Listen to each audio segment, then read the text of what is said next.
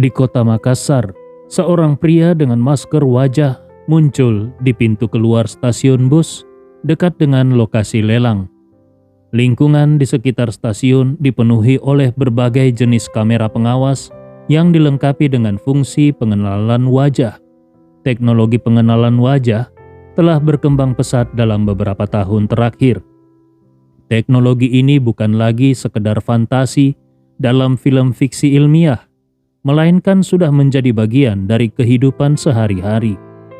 Tidak hanya digunakan pada ponsel, pengenalan wajah juga telah menjadi bagian integral dari sistem keamanan polisi yang terhubung dengan basis data besar untuk pemindaian dan identifikasi cepat. Sistem ini sangat efisien untuk menyaring individu dari kerumunan besar. Sehingga, kalau ada ratusan orang berjalan mendekat, sistem ini bisa secara instan memindai wajah mereka semua, mencocokkannya dengan data yang ada, dan mengidentifikasi apakah ada buronan di antaranya. Dengan kemajuan teknologi yang pesat, peluang pelaku kejahatan untuk menghindari hukum menjadi semakin kecil. Pria yang mengenakan masker itu melirik sekeliling, kemudian merogoh kantongnya dan mengeluarkan sebungkus rokok yang sudah penyok dan kosong. Dia menuju ke toko kecil di dekat pintu keluar stasiun dan berkata dengan suara rendah kepada pemilik toko, "Bos, beri aku sebungkus rokok." Pemilik toko bertanya, "Yang lembut atau keras?"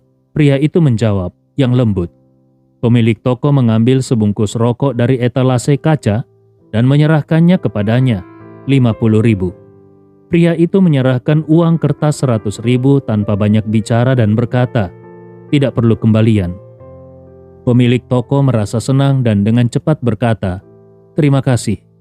Pria itu mengambil rokok, membuka bungkusnya dan dengan mahir mengetuk kotak rokok hingga satu batang keluar.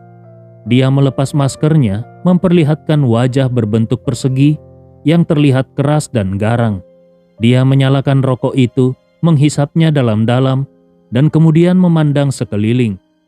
Ketika matanya menangkap deretan kamera pengawas di pintu keluar stasiun, sudut bibirnya menunjukkan senyum tipis penuh tekad. Dia telah menjadi buronan selama 3 tahun. Dalam 3 tahun itu, hidupnya seperti hantu, selalu bersembunyi, berpindah-pindah tempat. Hidup dalam ketakutan dan kelelahan. Dia sudah lama bermimpi melarikan diri ke luar negeri untuk menghirup udara kebebasan. Tetapi dia tidak memiliki cara atau kesempatan untuk mewujudkannya. Hidupnya penuh dengan penderitaan, kecuali satu hal yang memberinya sedikit penghiburan, kontak rahasia dengan keluarganya yang tidak diketahui oleh polisi. 2 hari yang lalu, keluarganya menggunakan kontak ini untuk menyampaikan pesan bahwa seseorang menawarkan 2 miliar agar dia membunuh seorang wanita. Kalau berhasil, dia akan diberi kesempatan untuk melarikan diri ke luar negeri. Karena keluarganya sudah menerima uang tersebut, dia pun tanpa ragu memutuskan untuk menerima tugas ini. Bagi pria bernama Benny itu, hidup sebagai buronan selama 3 tahun adalah siksaan tanpa akhir. Dengan tawaran 2 miliar untuk keluarganya dan kesempatan melarikan diri ke luar negeri, dia merasa inilah kesempatan terakhir untuk mengakhiri penderitaannya. Sejak kemarin, dia sudah tiba di Makassar dan menjalankan rencana sesuai dengan arahan pemberi tugasnya. Dia harus memastikan dirinya terekam oleh kamera pengawas sehingga menarik perhatian polisi setempat. Di pusat komando polisi, suasana mendadak tegang. Sistem pengenalan wajah berbunyi nyaring, memberi peringatan bahwa seorang buronan kelas A, Benny, telah muncul di stasiun bus. Seorang petugas segera memverifikasi laporan dengan rekaman kamera dan langsung menghubungi saluran darurat. "Buronan kelas A, Benny, terdeteksi di stasiun bus. Segera lakukan operasi penangkapan." Kabar itu menyebar dengan cepat dan menggemparkan seluruh jajaran kepolisian. Kemunculan seorang buronan kelas A di wilayah mereka bukan hanya ancaman bagi masyarakat, tetapi juga tekanan besar bagi reputasi polisi lokal. Operasi besar-besaran pun segera dilancarkan. Sementara itu, Benny menerima pesan singkat di ponselnya. Polisi telah mengetahui keberadaanmu. Ada sebuah mobil patroli menuju ke lokasi. Jaraknya kini hanya 800 meter di kananmu. Membaca pesan itu, Benny memperhatikan arah kanan. Dalam waktu singkat, sebuah mobil polisi muncul di kejauhan. Semakin dekat dengan lokasinya, mobil itu tampak biasa saja, tanpa sirine atau lampu darurat, seperti sedang patroli rutin. Namun Benny tahu bahwa informasi pemberi tugasnya selalu akurat. Mobil itu pasti datang untuk menangkapnya. Dia tetap tenang, menunggu momen yang tepat. Sambil merokok dalam-dalam, dia mengamati situasi. Posisi berdirinya saat ini di trotoar dengan ketinggian lebih tinggi dari jalan raya, memberinya keunggulan. Selain itu, barisan sepeda berbagi di sekitarnya akan menjadi penghalang alami bagi polisi. Benny tahu polisi tidak akan langsung menembak di daerah padat seperti ini. Dengan keunggulan awal dan kecepatan berlari, dia yakin bisa melarikan diri menuju paviliun harta karun, tempat yang ditentukan pemberi tugasnya. Ketika mobil polisi mendekat dan parkir di pinggir jalan, Benny berpura-pura terkejut saat beberapa petugas keluar dengan langkah lambat dan mencoba mendekatinya tanpa menimbulkan kecurigaan. Benny segera bertindak. Dia menghisap sisa rokoknya, membuang puntung ke tanah, lalu berbalik dan berlari secepat mungkin. Seorang petugas langsung berteriak, "Benny, berhenti di tempat!" Namun Benny tidak menoleh, melainkan berlari semakin kencang.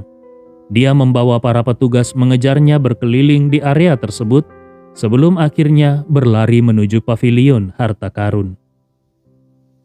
Dalam pandangan para polisi, Benny tampak seperti seorang buronan yang sedang melarikan diri tanpa arah hingga secara tidak sengaja masuk ke dalam paviliun harta karun. Namun kenyataannya, paviliun harta karun adalah target akhir Benny. Saat itu di dalam gedung, acara lelang masih berlangsung di aula utama. Sementara itu, Hana masih menandatangani berbagai dokumen. Ketika Benny tiba di pintu masuk gedung dan hendak melangkah masuk, seorang petugas keamanan menghentikannya dan berkata, "Tuan, tolong tunjukkan kode masuk untuk lelang ini. Kami perlu memverifikasinya sebelum Anda masuk." Benny menoleh ke belakang dan melihat para polisi yang mengejarnya sudah memasuki gedung. Dengan cepat, dia mengeluarkan pistol dari balik bajunya dan menodongkan ke kepala petugas keamanan itu sambil berkata dengan suara dingin, "Kalau banyak omong lagi, aku akan langsung menembak kepalamu." Saat itu para polisi yang mengejarnya terkejut melihat Benny mengeluarkan pistol dan mereka juga segera mengeluarkan senjata mereka. Namun, Benny sama sekali tidak gentar. Dia langsung membuka jaket tebal yang dikenakannya, memperlihatkan rompi yang dipenuhi bahan peledak berdaya ledak tinggi.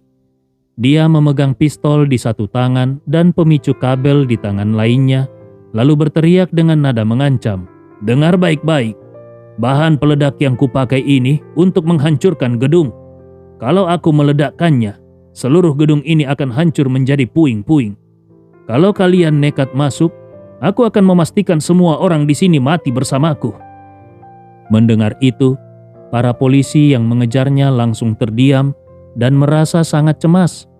Benny dikenal sebagai penjahat berbahaya yang telah membunuh banyak orang. Dalam kasus-kasus sebelumnya, dia sering menggunakan senjata api dan bahan peledak. Jadi para polisi tidak meragukan ancamannya kali ini. Dari kejauhan mereka bisa melihat dengan jelas rompi yang dipakai Benny. Rompi itu tampak penuh dengan benda-benda panjang mirip sosis yang jelas merupakan bahan peledak berdaya ledak tinggi. Bahan peledak tersebut sangat kuat. Kalau digunakan untuk menghancurkan batu besar, hasilnya batu besar tersebut bisa dipecahkan dengan mudah.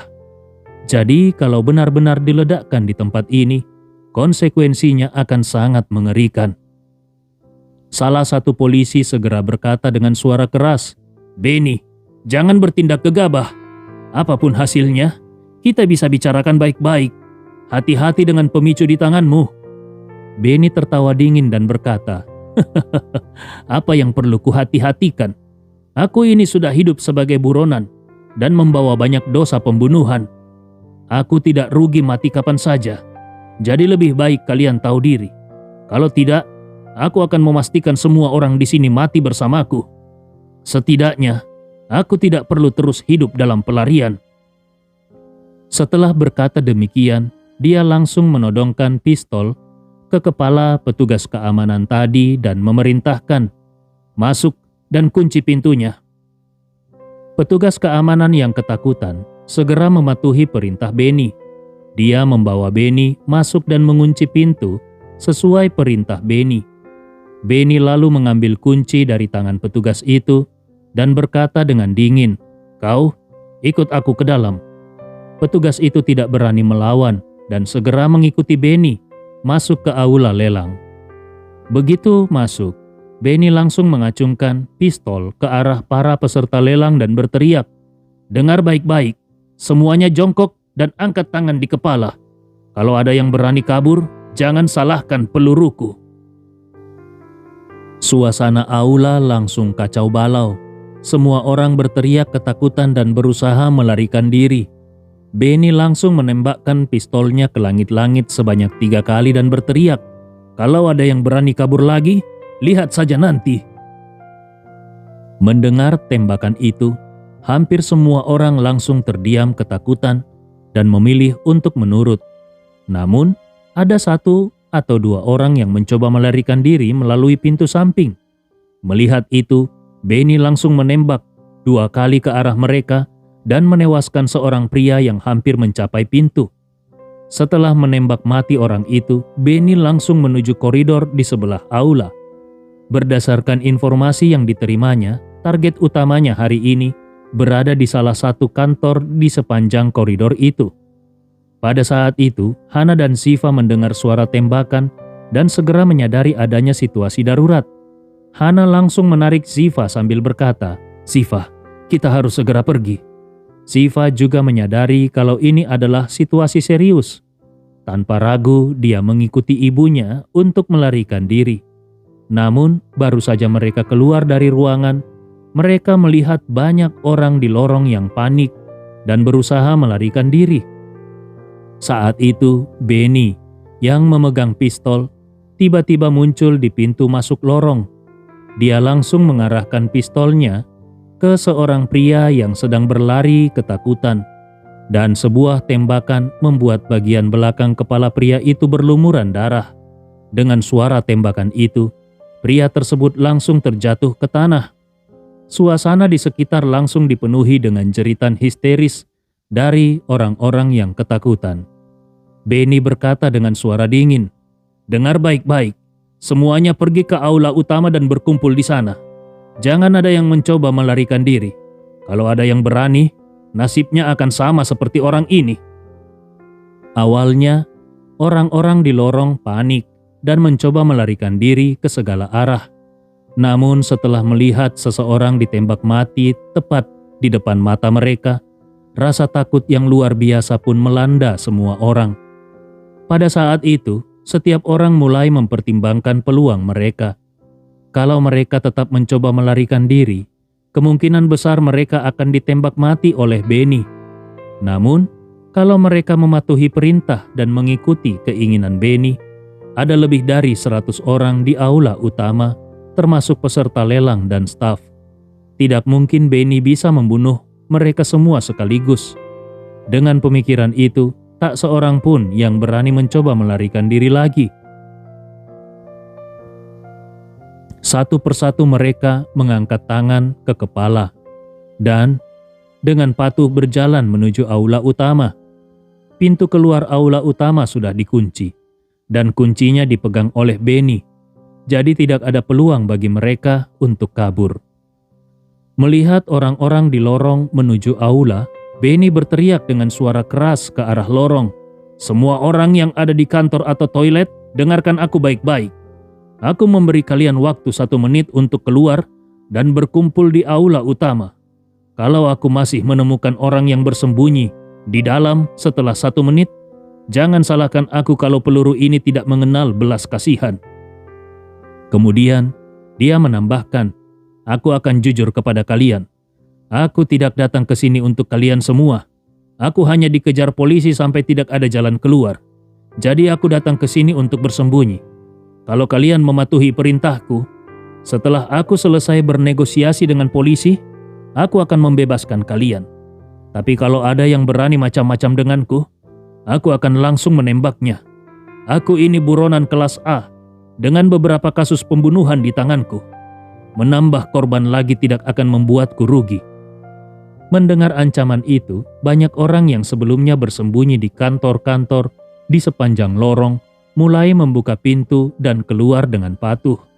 Termasuk juga Alfian Budiman, pemilik pavilion harta karun.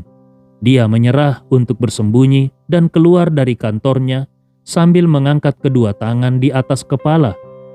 Dua staf yang sedang membantu Hana menyelesaikan dokumen juga saling memberi isyarat dan memutuskan untuk keluar bersama.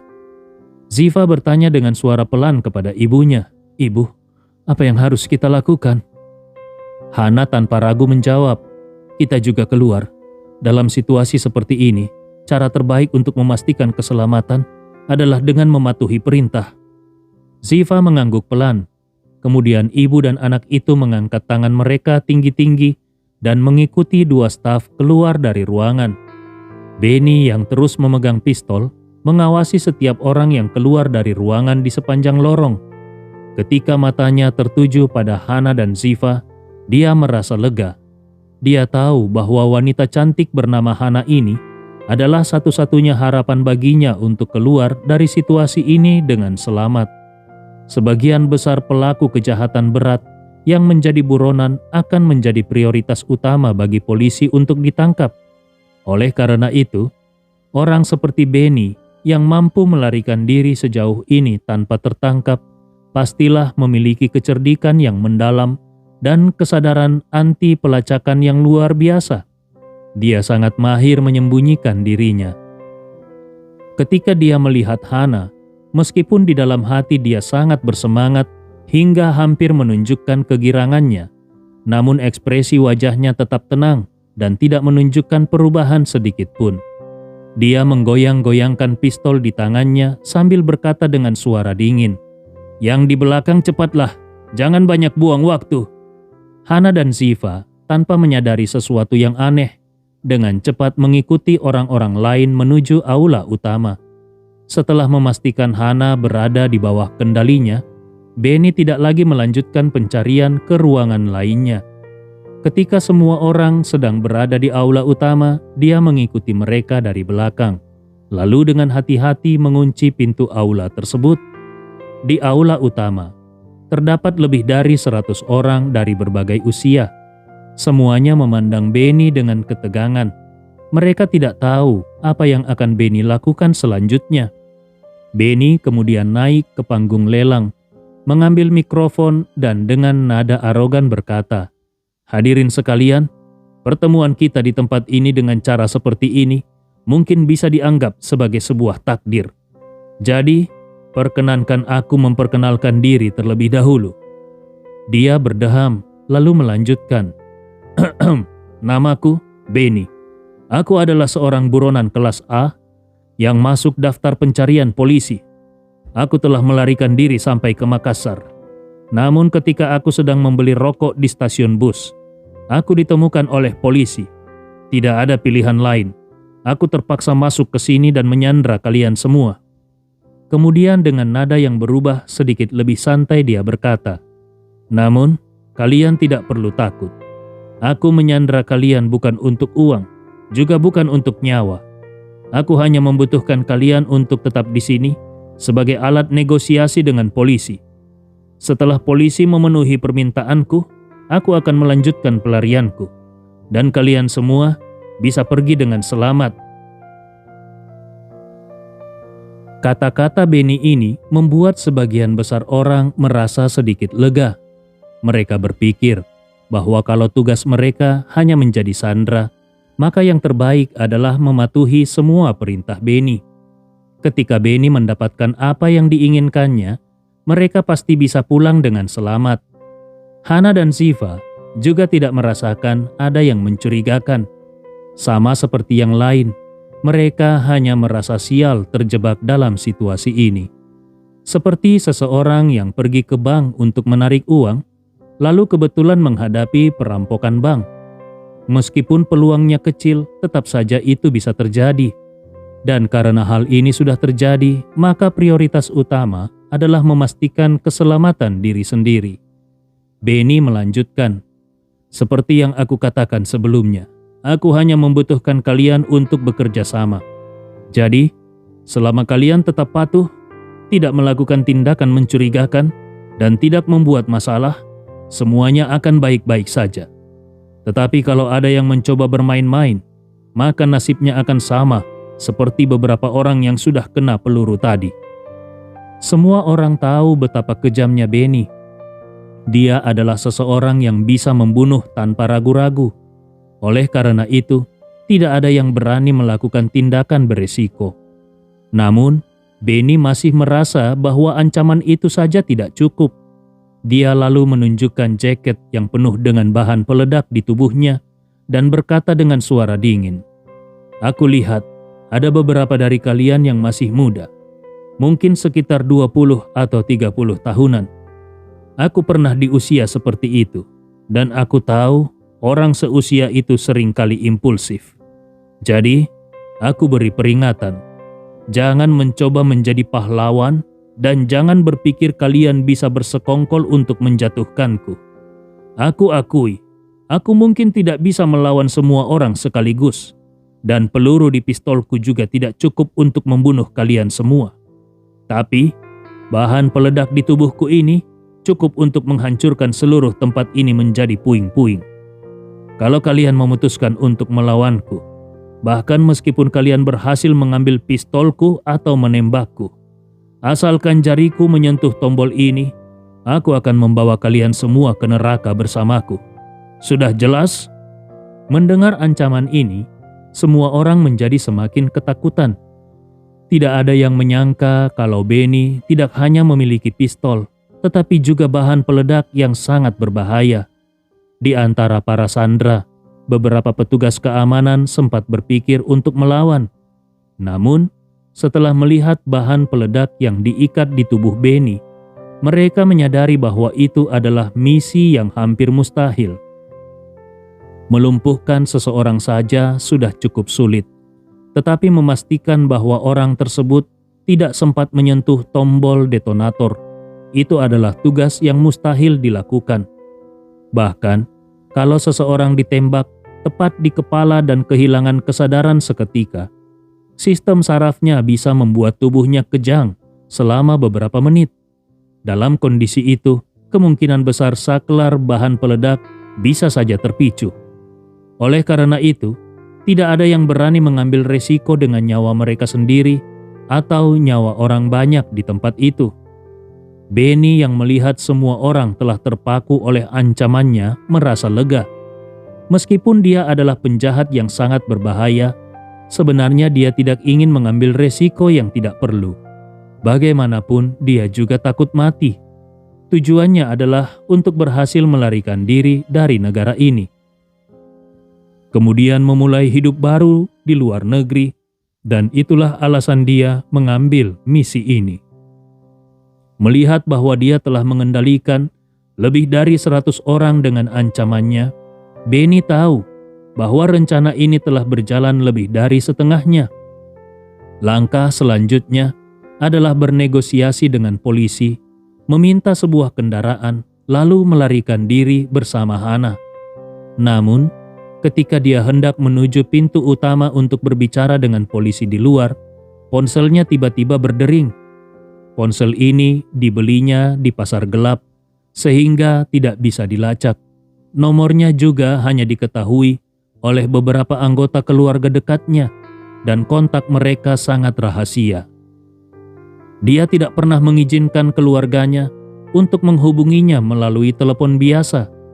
Mereka hanya diperbolehkan menggunakan telepon internet anonim, sehingga tidak ada jejak yang bisa ditemukan.